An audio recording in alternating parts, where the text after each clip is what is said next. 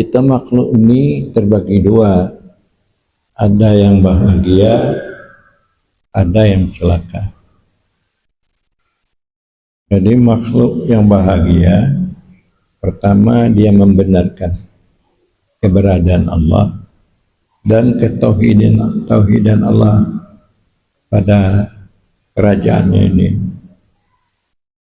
Dan kemudian dia juga patuh kepada orang yang memberitahu akan Allah, yaitu Muhammad Rasulullah Sallallahu Alaihi Wasallam. Jadi kalau dia membenarkan Allah dan patuh kepada Muhammad Rasulullah, dia orang bahagia.